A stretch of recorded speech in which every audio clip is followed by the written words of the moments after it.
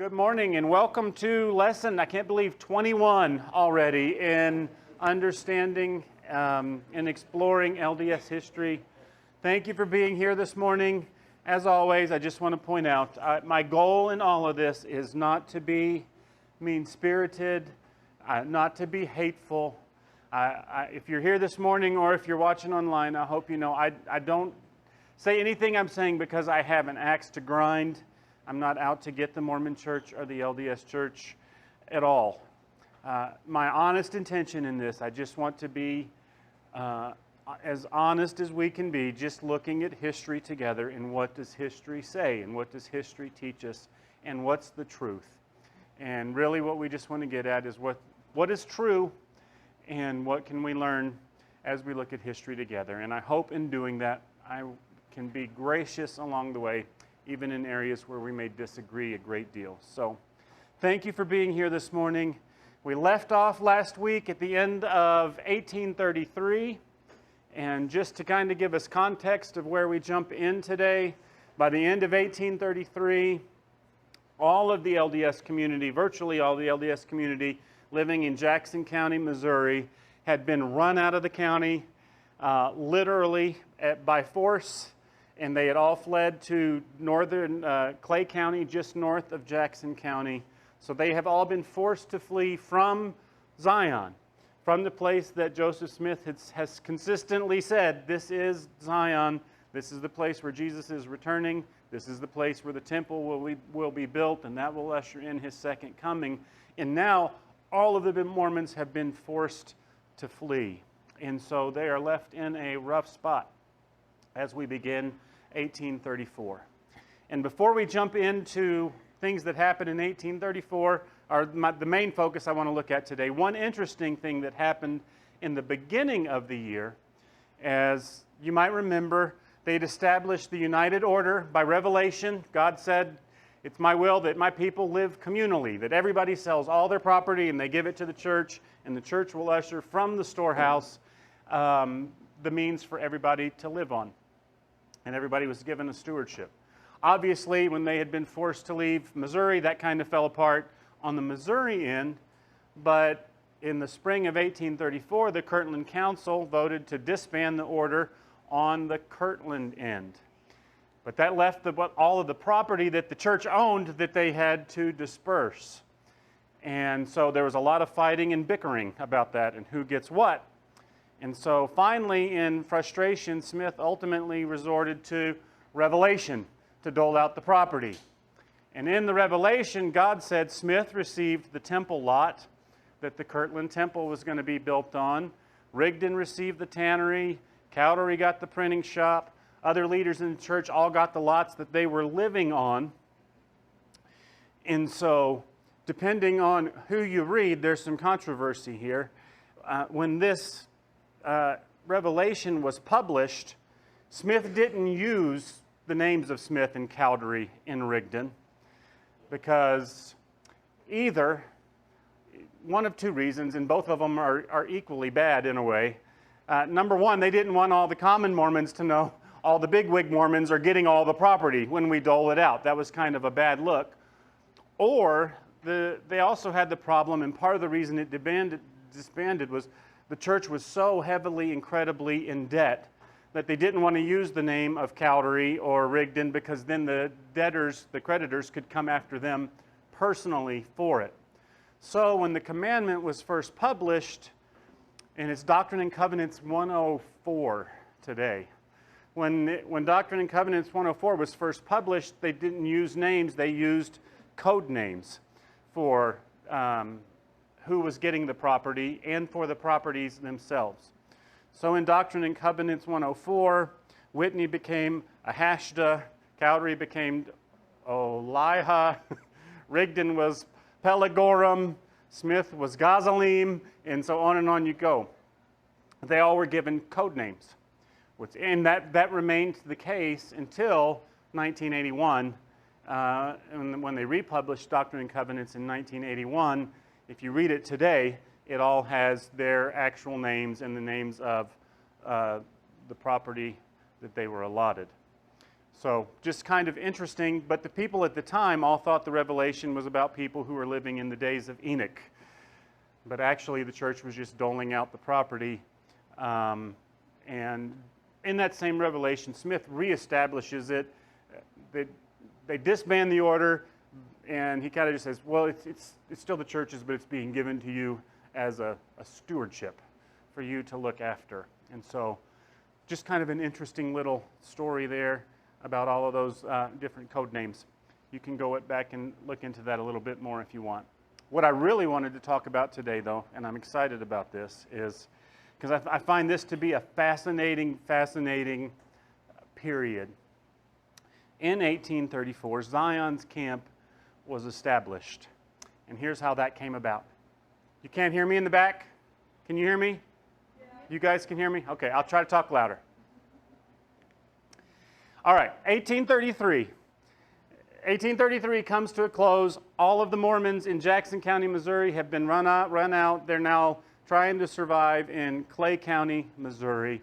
And it left Smith, he's in a really precarious position, an awkward position here, because he had put all of his prophetic reputation is on the line regarding Zion.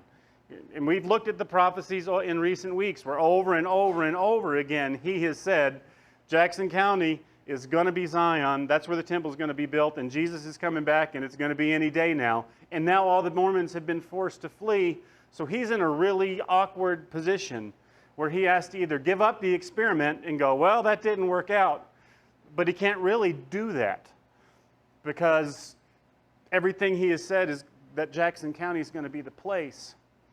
So he's left himself in a position where he has to try to come up with some way to reestablish a Mormon presence in Jackson County. And he finally comes to the place where he says, even if we have to do it by force. Because his consistent message has been all along, don't retaliate, no force. Pray, trust God, He'll take care of you. In His own time, He's going to establish it. But he's been consistent in saying, we are not going to use force to do this until December of 1833, when he received a revelation that for the first time sanctioned the use of force to claim Zion, to get Jackson County back. This is what Doctrine and Covenants 101 says. And this is in Doctrine and Covenants 101, this is in the context of a parable, but it's clear when you read it that what God is saying is, you go take my land back. God says this, therefore get ye straightway unto my land, break down the walls of my enemies, and throw down their tower, and scatter their watchmen. And inasmuch as they gather together against you, avenge me of mine enemies, that by and by I may come with the residue of mine house and possess the land. So for the first time, God sanctions, go take it back by force, if necessary. But first, Smith made one last appeal to the President of the United States himself, to Andrew Jackson. He sent an appeal to the White House asking Andrew Jackson to do something. He sent along with it Doctrine and Covenants 101, which is 3,000 words. It's a long revelation. But as part of that revelation, it not even that passive-aggressively, it kind of aggressively says, Mr. President, unless you do something, it's going to be bad for the United States of America. And here's what that portion of Doctrine and Covenants 101 says. Thus will I liken the children of Zion. Let them importune at the feet of the judge. And if he heed them not, let them importune at the feet of the governor. And if the governor heed them not, let them importune at the feet of the president. And if the president heed them not, then will the Lord arise and come forth out of his hiding place, and in his fury vex the nation. That's pretty strong words to send to the president, right? You better do something, Mr. President, or it's going to be bad. Well, in the real world, and the reality of it was, his letter never made it to Andrew Jackson's desk. The president was never going to see that. It got picked up by some lower-level bureaucrat who read it and wrote back to Joseph Smith, this is not a federal matter, right? Andrew Jackson never even saw it. This is a local matter, so take it up with the local authorities. But the federal government's not going to be getting involved. In the meantime, it seemed for at least for a little while that it was a prime opportunity to move on Jackson County. Because early in the year, Parley Pratt and Lyman White, two men who would be part of the first quorum of 12 apostles in just a couple years, they returned from Independence, Missouri with what seemed like really good news. Their news was Governor Dunklin is finally on our side. Colonel Pitcher, who you might remember last week, he was in charge of the militia in Missouri who they talked the Mormons into laying down their arms and said, if you do, we will. And then he lied, and they didn't lay down their arms, and it was his militia that went in and, whipped the Mormons, ran them out, and destroyed their property. Pitcher had been arrested, and Dunklin was saying, we're going to make sure justice was going to be done, and we'll investigate, and we'll return the Mormon arms to them. And he was even talking about calling out the militia to escort the Mormons back to Jackson County. So it looked like a really good time to move, and it looked like, for at least a little bit, politically things were on the Mormons' side. And Pratt and White were spoiling for a fight when they showed up.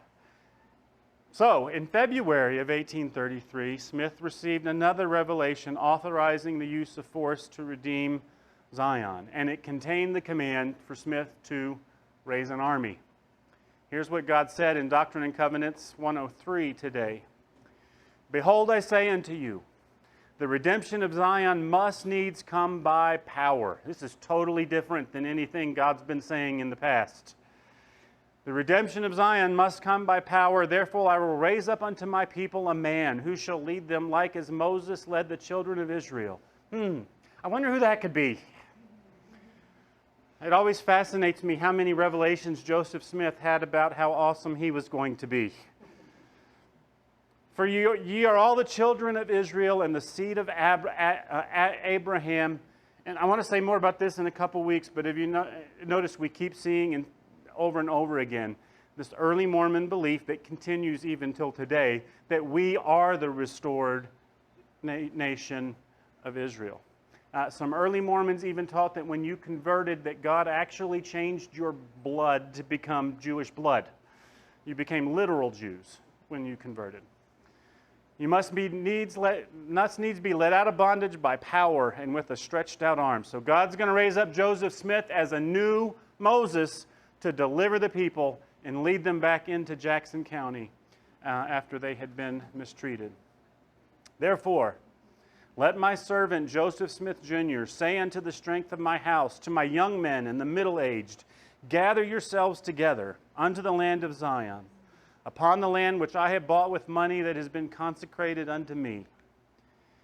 It is my will that my servants Parley Pratt and servant Lyman White should not return to the land of their brethren until they have obtained companies to go up to the land of Zion by 10s or 20s or 50s or even by 100, until they have obtained to the number of 500 of the strength of my house. So raise an army of 500 people. And it goes on to say, if you can't get 500, get 400. If you can't get 400, get 300. And so they set about feverishly in Kirtland in the spring of 1834 a recruitment campaign to raise an army and go back and reclaim Zion for God. And word got out about it. They were feverishly recruiting from Mormons all over the East Coast to try to raise this army to go redeem Zion. The editor of the Painesville Telegraph heard about it, E.D. Howe. You might remember me mentioning him in the past. He was no friend of the church. In fact, he was anything but objective in his reporting. His wife and daughter had converted, and he was mad about it.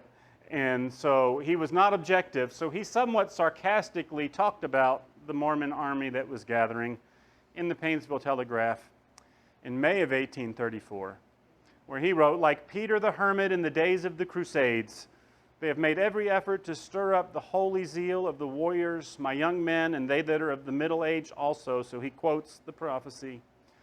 They've been made to believe it was a direct command from the Supreme Being, which could not be disobeyed. For several months past, they've been collecting munitions of war for the crusade. Dirks are daggers. Dirks, knives, swords, pistols, guns, powder horns have been in good demand in this vicinity. Some have equipped themselves with 4 or 5 pistols. The prophet is said to have a sword over 4 feet long. And when he is fully equipped for battle, he will probably put on the huge spectacles, which he pretended to have dug up with his gold Bible. They will no doubt answer the purpose of a spyglass. Then look out, Missourians, he says sarcastically about this army that they are raising. Smith had hoped to raise an army of 500. In the end, he raised an army of almost 200. Was all he was able to raise in the end. Meanwhile, while all this is going on, things had politically changed quite a bit back in Missouri. Mob rule had kind of become the law. The court of inquiry surrounding Pitcher, that had kind of, everything had fallen apart and disbanded, and Pitcher had been let loose. Mormons who dared to venture into Jackson County were being beaten, and so something had to be done because things were bad. The High Council in Kirtland officially appointed Smith the commander-in-chief of the armies of Israel, which is interesting. So again, you see they viewed themselves very much as a restored Israel. Also, I'll just point out here at this same time, the council in Kirtland voted to change the name of the church from the Church of Christ, which is what it had been to this point, to the Church of Latter-day Saints. And they did that because they realized they didn't like the moniker Mormon, and most would still prefer you not call them Mormons today. But there were other churches of Christ, and so they needed something to differentiate themselves a little bit. It's interesting that they chose the Church of Latter-day Saints because they very much viewed themselves as being the latter days. And Jesus is going to come, within our lifetimes. And of course, it's been 200 years now, and Jesus hasn't returned. It's interesting to me that they have recently chosen to drop Latter-day Saints. And now they have changed it to just the Church of Jesus Christ and have dropped the Latter-day Saints. But anyway, this is where they become Latter-day Saints for the first time. And by this time, his army had become to be known as Zion's Camp, and they were going to go redeem Zion. And so in April, he gathered his army together, and he gave them this speech about the importance of their mission. He told his men, "Take away the Book of Mormon and the Revelations, and where is our religion? We have none." Fair point. Take away the Book of Mormon and take away all my revelations. What have we got? Without Zion and a place of deliverance, we must fall. The time is near when the sun will be darkened and the moon turned to blood and the stars fall from heaven and the earth reel to and fro. And then if this is the case, if we are not sanctified and gathered to the place where God has appointed, our former professions and our great love for the Bible, we must fall. We cannot stand and we cannot be saved. For God will gather out his saints from the Gentiles, and then comes desolation or destruction, and none can escape except the pure in heart who are gathered, those who are gathered in Zion. And so again, you see, and it was consistent throughout, even though you may not hear it today, but the LDS Church was very much founded as a doomsday cult. Jesus is returning, and only God's elect are going to survive, and it's going to happen really soon. And if you're not one of the ones gathered in Jackson County, you are going to be on the outside looking in when God's judgment comes. So he rallied his army by saying, we don't have any option but to go redeem Zion. We have to redeem Zion, or else what have we got? So he's really laying it all out there and being very honest in doing so. So on May 5th of 1834, Zion's Camp set out to make the 800-mile march from Kirtland to Missouri. And Smith had divided his group into companies of 12, and each person had a different, one person was the cook, and one person was in charge of delivery and the animals, and each company of 12 had its own captain. Just to point out, one of those companies of the 12 was led by a captain named Brigham Young, who was part of Zion's Camp. And they set out and they marched in military formation. And when they had time, they would drill. But in order to keep from gaining attention to themselves, when they would go through a town or someplace that was highly populated, they would disperse and they would go through town in pairs, and so as not to stand out. Smith himself took on the pseudonym of Captain Cook, And he traveled underneath that identity. And he had his own personal bodyguard of 20 men. And apparently his men, there was no resentment about that. This was their prophet, after all, and he needed protecting. He also had a savage bulldog that everybody in the army hated because he was a menace and he was mean and he was vicious. And I only point that out because he keeps coming up in the story. When you read about Zion, they hated that dog. And he becomes relevant later on in the story. When they had time, they would drill in simple military maneuvers. Every night along the way during the march, Smith had a ram's horn. It's very Old Testament. And he would blow that ram's horn, and when he would blow it, all the men would stop and pray for God's guidance and that God would bless them on their mission. I include this because it's such a great story. Every time Martin Harris pops up, it's good. And if I was ever going to be in this movie, I would want to play Martin Harris. Because this is the role that would get the Oscar, right? It's always the quirky, best supporting actor role that gets the Oscars in the movies. And Martin Harris would get it if you were making a film about it. And so he was part of Zion's camp, and there was a day where they were marching. There was a huge black snake in the road, and he waggles his tail at the snake. And when the snake refused to bite him, he proclaimed victory over the snake. And, Jesus said we'd trample on serpents and they wouldn't hurt us. And so it was a great victory. When he tried to repeat it a couple weeks later with another snake, the snake bit him in the ankle pretty severely. And the rest of the army, who I get the feeling that even within the church, a lot of the other Mormons kind of rolled their eyes at Martin Harris. And so they took great delight in his being bit. And they laughed at him. And Smith publicly reprimanded him for mocking God's gifts in such a way. I just find that to be a hilarious story. If I could meet anybody, I would just like to have a cup of coffee with Martin Harris because he seems like an interesting fella. Except it wouldn't have been coffee. But anyway. Word of wisdom is still to come at this point. Maybe the most fascinating thing that happened along the way in their journey is they camped one night along the Illinois River where there was an ancient Indian mound, and Smith got to digging around in that Indian mound, and he found a skeleton near the surface. And so he gathered his men together and informed them that God had revealed to him the identity of the person who this skeleton belonged to. Actually pulled out a thigh bone that still had an arrowhead embedded in it. And he gathered his men together and he told them, this is what God had revealed to them about this skeleton.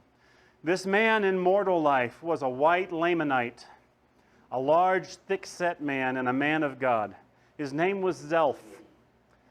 And he was a warrior and a chieftain under the great prophet Onondagas, who was known from the eastern sea to the Rocky Mountains. And he was such an awesome Lamanite that the curse of the red skin was taken from him, or at least in part. And so Smith was tying the story of the Book of Mormon, right, to this. He wrote home to Emma along their journey that we are traveling every day upon the plains that were once inhabited by the Lamanites. And so very much saw all of that in there. By the way, LDS scholars today still, if you look up Zelph, Google Zelph, there's a whole lot of speculation, even in LDS circles, who was Zelph and who was Onondagas, and a lot of speculation going on about them. Well, it's a long way from Kirtland, Ohio to Independence, Missouri. And about 2 weeks in, morale began to take a turn for the worse, largely because that's when the food ran out. And miserable conditions. It was hot. It was humid. It was miserable when the sun was out. When it was rained, it was even worse because the roads were washed out and everything became a muddy quagmire and the wagons broke down constantly and you couldn't get them through. So there got to be a lot of griping and grumbling. You take horrible conditions and you mix it. You're the same way. You get grouchy when you haven't eaten. And they weren't eating and they were getting grouchy. And it's interesting that out of all of the companies, the only one that had food was Brigham Young's. And because he was the only one that had foresight to send ahead and purchase food for his men. And Zion's camp was looking back, it was such a travesty that you almost look back, because Brigham Young was such a strong leader and a capable leader. And he was a commander of men. And looking back, I wonder, it just amazes me that he saw something in Joseph Smith that you would think he would be frustrated, because Smith was not always a great leader of men. But he saw something in Smith that he always submitted to him, and which says something about Smith himself, and I don't know what it says about Brigham Young. Anyway, the army was grumbling a lot. A lot of them recognized they totally respected Smith's character, but a lot of them realized he couldn't manage $1 to save his life. And they knew that. The church funds were always a mess. And so he was in charge of the treasury for this expedition. And there's a story. One night he had sent ahead and he'd bought a bunch of ham, but it was all spoiled. So they're eating rancid meat for dinner. And so a lot of them weren't happy. But the most unhappy person was a man named Sylvester Smith, who became a thorn in Smith's side the entire expedition. No relation to Smith that I'm aware of. But Sylvester was a very loud grumbler, and he questioned Smith's leadership constantly. And to the point that when they eventually got back to Kirtland, there was a whole big to-do in the council over it in a trial. So anyway, they had it out on several occasions, but the real showdown was one day Sylvester almost got bitten by Joseph's knothead bulldog that everybody hated. And he had had enough, and so he publicly let Smith have it about his dog. And the altercation apparently went this way. Sylvester said, "If that dog bites me, I'm going to kill him." And Smith said, "If you do, I'm going to whoop you." And Sylvester said, "I'd like to see you try. If you do, I'll defend myself the best way I can." And Smith replied, "I'll whip you in the name of the Lord. And you continue in the same spirit, and if you don't repent, that dog will eat the flesh off your bones, and you shall not have the power to resist." And so this is one of the few times Smith lost his temper. It got away from him, and he did it in front of all of his men, and he went too far.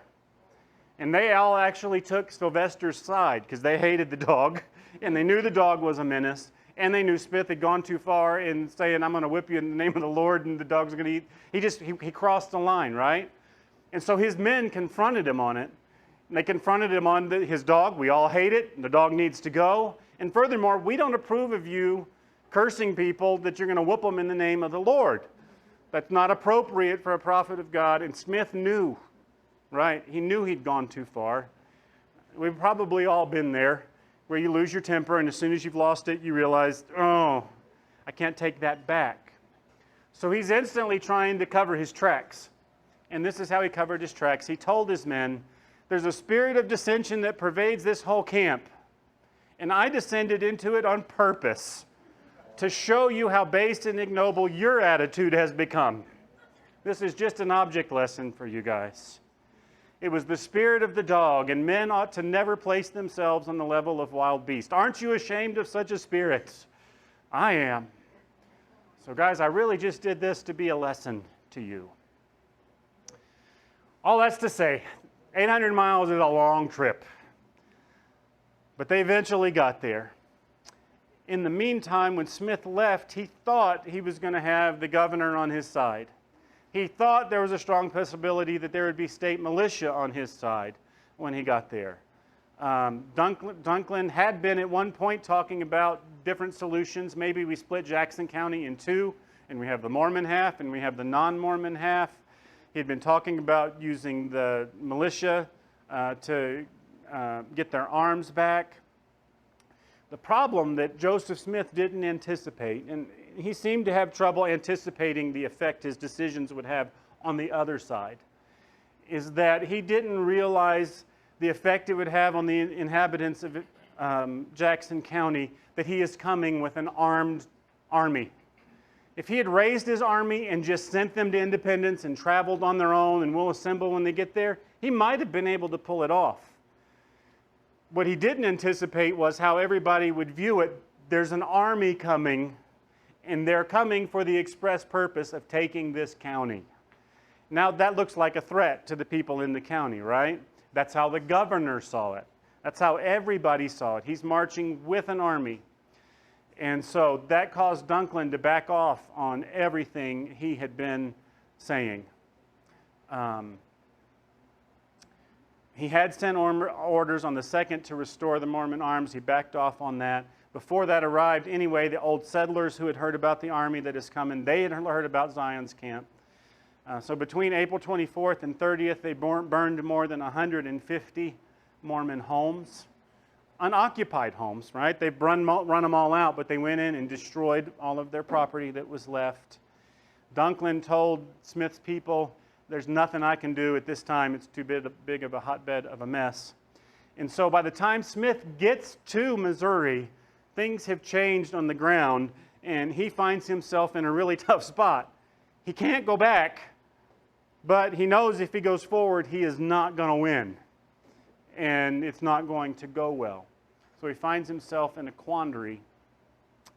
They arrive at Fishing River that borders Clay County. They camp there. Smith's too nervous. Smith was not a fighter at heart. And he was scared to cross the river into Jackson County without reconnaissance and without knowing exactly. So they get there, and he kind of just hesitates to do anything. Meanwhile, the people of Jackson County, some of them are working on some kind of peace plan that how we can work all of this out. And so they gave the Mormons this proposal. They said, we will buy out all of your property in Jackson County at double the appraised value of the property. We'll pay you twice what the value of the property. We'll appoint a panel of appraisers. You can have 12 of your people on that panel doing the appraisal. And we'll buy out all of your property for twice what it appraises for, with the agreement that you promise not to bring any more people to Jackson County. Or, if you prefer, we can do vice versa. You can buy out all of our property at twice the appraised value, and we'll leave. That seems like a fair enough proposal, doesn't it? At least on the surface of it, you go, that's fair. You're going to give us double our value. The reality was they knew it was a proposal that the church couldn't accept. For a couple reasons. Number one, they were broke. They didn't have any money to pay them the appraised value, much less twice the appraised value. So they knew the church couldn't buy them out. And furthermore, the church couldn't afford they couldn't sell their property. To sell their property would be to turn their back on God. God had promised them that this is going to be His land. If we sell it and abandon it, we're turning our backs on God Himself. God's told us we have to be here. And there's also, it's a bit insincere of a proposal in that the Mormon property wasn't worth anything because it had all been destroyed. So it wasn't going to appraise for much when you burned down all the homes that were on the property and you've destroyed it. So the value that they would get out of it wouldn't have been that great. So there's a lot of reasons, but the plan was rejected. And the Mormons said, we can't take that deal. Some of the old settlers were itching for a fight and knew this army is sitting right across the river. And they decided, we're going to take the fight to them. One of them was a man named James Campbell, who he vowed, the eagles and turkey buzzards will eat my flesh if I don't fix Joe Smith and his army so that their skins will not hold shucks before 2 days are past. I am going to get him. So he chose 11 lieutenants, and on June 17th, he set out to cross the Missouri River and ambush Joseph Smith and his men. Halfway across the river, his boat capsized. 7 of the 12 men, including Campbell, drowned. Campbell's body washed downstream. It was 3 weeks before they found it, located, wedged up in some driftwood. And so Smith informed his men, this is a sign of God. He fulfilled his own prophecy, right? The birds did eat his flesh. So that was a sign from God. On June 19th, so just a couple days later, 200 men gathered at Williams Ferry to prepare to cross the Missouri and to attack Joseph Smith's camp. One boat of 40 men was able to cross successfully because right when they started to cross, a huge storm came up, a golly whopper of a storm. Massive storm, hail, lightning, coming down in torrents. This one boat of 40 men managed to get across. They immediately attacked Smith's camp, but all of their powder was wet and none of their weapons were working, and the storm was so bad they ended up scrambling under logs and wagons and whatever they could find to get out of the storm, and none of the rest of them made it across. So the next morning, they all went back to their side of the river with their tails between their legs. And all of this storm was a sign from God in Smith's eyes as well. But Zion's camp still did nothing. And kind of the turning point was 2 days later. Cornelius Gilliam, who was the sheriff of Clay County, he came and visited Zion's camp. And he was a no-nonsense guy, and he laid it out for Joseph Smith and exactly like it was. And basically made it clear, if you enter Jackson County, it's going to be viewed as an act of insurrection. And it is not going to go well. The governor's going to call out the militia, and it's going to end poorly for you if you come in. And he told Smith, you have two options. You can sell your lands, you can disperse your army, you can go back to Kirtland, or you can buy out the old settlers' land at double their appraised value. Smith at this point, like I said, he knew he had no real options. He knew he couldn't go in Jackson County. He knew it wouldn't end well. So he promised the sheriff, we won't enter Jackson County. He gathered his men together, and he gave them a new, freshly received revelation, where God said this in Doctrine and Covenants 105. Verily I say unto you, you who have assembled yourselves together, that you may learn my will concerning the redemption of mine afflicted people. So talking about what's going on in Zion. Behold, I say unto you, were it not for the transgressions of my people, they might have been redeemed even now. But behold, they have not learned to be obedient to the things which I required at their hands, but are full of all manner of evil, and don't impart of their substance as becometh saints to the poor and afflicted among them. And they're not united according to the union required by the law of the celestial kingdom. So, whose fault is it? Your fault. It's your fault this didn't work out. He even makes it clear it's not the leader's fault. My people must be chastened until they learn obedience, if it must needs be by the things which they suffer. I speak not concerning those who are appointed to lead my people, who are the first elders of my church. They are not all under this condemnation. It's all of the rest of yours fault. Therefore, it's expedient in me that mine elders should wait for a little season for the redemption of Zion. So God said, I know what I said just a couple months ago about going to take Zion by force, but now I'm saying, no, you need to wait a little bit longer. I don't require it at their hands to fight the battles of Zion. Well, that's not what you just said a few months before. For as I said in my former commandments, even so I will fulfill. I will fight your battles. Behold, the destroyer I have sent forth to destroy and lay waste mine enemy, and not many years hence they shall not be left to pollute mine heritage and to blaspheme my name. And so, the long and short of it is, Joseph Smith said, boys, we're not going in, which did not go over well because some of his men were itching for a fight. They wanted to go, and Smith said no.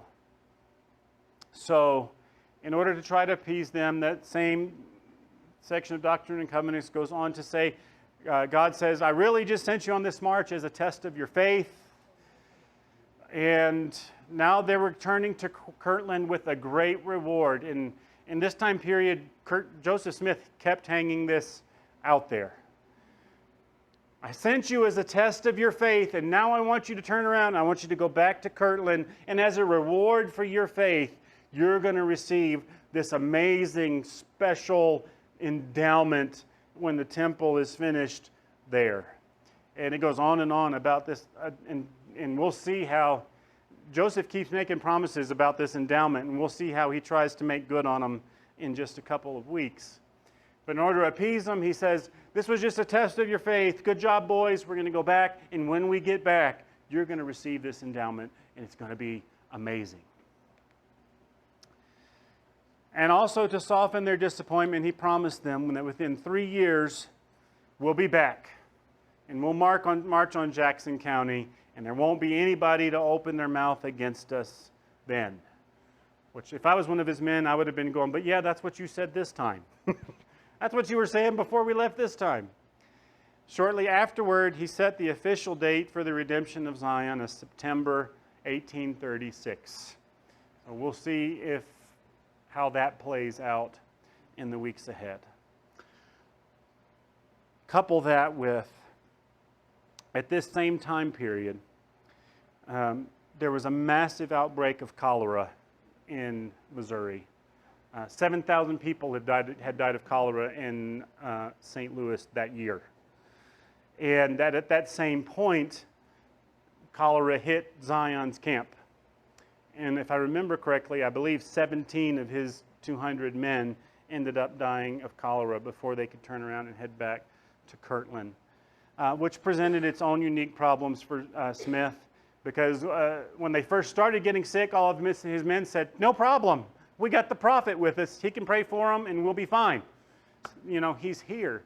And Smith tried, and you know, he prayed and they kept dying, and he told his men, what I've learned, when God sets out his destruction, not even a prophet can stop it, and I have to stop praying or God's going to take my life too. And so, all that's to say, everything about Zion's camp from beginning to end ended up just being a total farce. It is almost very Don Quixote-like when you look back on it today. Like every grand plan they made along the way with it, none of it worked out from beginning to end. And what you have to decide is, does anything in that account we just talked about lead you to believe that Smith is really a prophet who speaks for God? And really the only two options are in this. Either God doesn't know what he's doing, and God is wrong a lot and changing his mind a lot. Or the only other option is Smith's not really speaking for God. And I think it's really clear when you look at it, just on the evidence itself, just on what's preserved in Doctrine and Covenants, when you look at it in the historical context, it's clear Smith's not speaking for God. But I'll leave you to wrestle with those issues yourself. We will pick up there next week when they get back to Kirtland, and we'll see what's going to happen with this temple and this endowment. So let me pray, and I'll be available to answer any questions.